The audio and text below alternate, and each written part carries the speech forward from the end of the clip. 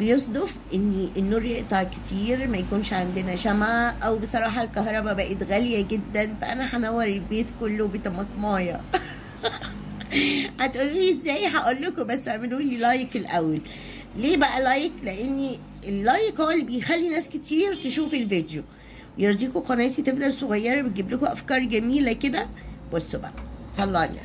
احنا هنجيب الطماطمايه، احنا هنشيل منها جزء من فوق، انتوا واخدين بالكم؟ يعني بنسيب جزء ايه الكبير تحت كده، ومن فوق بتبقى حته صغيره كده، تمام. بعدين هاجي هفرغ طماطمايه كده من النص، بشيل يعني اللي هو البذر بالميه كده، تمام. ايه علاقه ده بالنور؟ هقول لكم، اصبروا.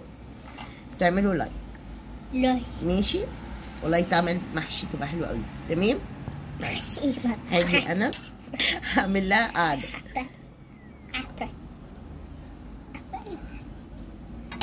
عشان بس اعرف اركزها كده، شايفين؟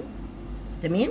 طيب قط طبي عادي جدا، هاخد منه حته صغيره.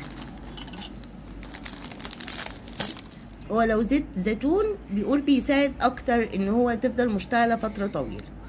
انا طبعا مش هجيب زيت زيتون، لو عندي زيت زيتون هاكله واحطه جوه. ليه بقى؟ عشان الزيت ده هيمنع الاحتراق بتاعها. بصوا حبايبي، هنجيب خلة سنين، هنجيب عودين، هنجيب قطن طبي عادي جدا حته صغيره كده يعني، تمام. هنلفها عليها كده، طبعا ايدينا تكون ناشفه، تمام. وهنجيب، عارفين الفازلين، نقطه صغيره. دي سلمى بنتي بتساعدني. خلاص بحطها كده عليها. عايزه اقول لكم هتعملوا جو هايل يعني.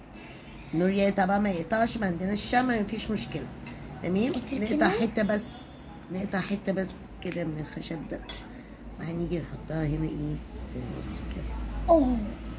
نولعها بقى ونشوف الدنيا ايه. ماشي، نشوف بقى هتولع ولا لا. بسم الله الرحمن الرحيم. واو، احنا بقى ليه حطينا الزيت؟ عشان هي تفضل مولعه ما تستهلكش يعني. اقفل النور وشوفوا الجمال الشكل ده.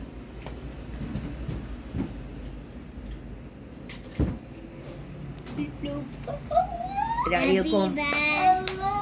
تحفه صح؟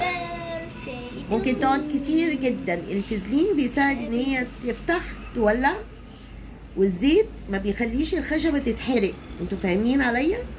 فاتمنى لو حسيتوا ان الفيديو فعلا افادك، بليز دعموني باللايك، اشتركوا في القناه، كبروها معايا، هقول لكم على افكار كتير جدا جميله. باي باي. بصوا بقى لها حوالي 10 دقايق وزي ما هي مفتوحه وزي ما هي على وضعها. عايزه اقول لكم هايله هايله هايله. جربوها وقولوا لي النتيجه، واعملوا جو رومانسي بطماطمايه. ما تنسوش اللايك لو انا غاليه عندكم، وهتجيب لكم افكار تانية. شجعوني باللايك والكومنت والاشتراك، انا بحبكم قوي. باي باي.